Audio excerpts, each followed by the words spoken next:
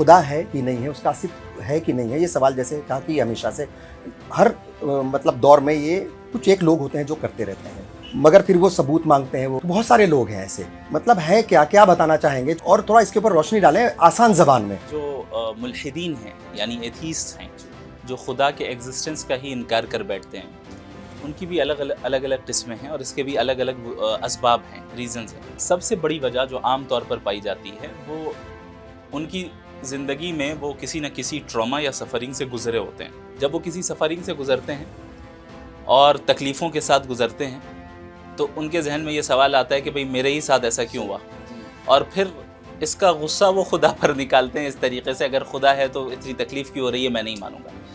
در حقیقت جو اکثریت ہے خدا کے انکار کرنے والوں کی، یعنی اس کے ایگزسٹنس کے انکار کرنے والوں کی، یہی سبب میں مبتلا ہے، اسی سبب کی وجہ سے وہ انکار کرتے ہیں.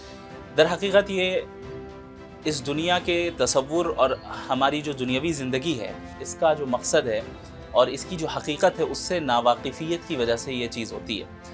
ہمیں یہ جاننا چاہیے کہ ہم اس دنیا میں کیوں آئے ہیں. ہم اس دنیا میں اس لیے آئے ہیں چونکہ ہمارا امتحان ہو رہا ہے، ہمیں خدا کو راضی کرنا ہے، اور اس امتحان میں کامیاب اگر ہم ہو گئے تو ہمارے لیے ایسی جنت کا وعدہ ہے جو کسی آنکھ نے نہیں دیکھا، کسی کان نے نہیں سنا، اور جس کی امیجنیشن بھی کسی کے جو ہے دماغ میں نہیں آئی. یعنی اس کے بیونڈ ہے یہ. تو اتنی بڑی جنت اور اتنی بڑی نعمت کس کو ملے گی؟ ان کو ملے گی جو اس دنیا میں سفر کر کے جا رہے ہیں. کیا رسول اللہ صلی اللہ علیہ وسلم نے سفر نہیں کیا؟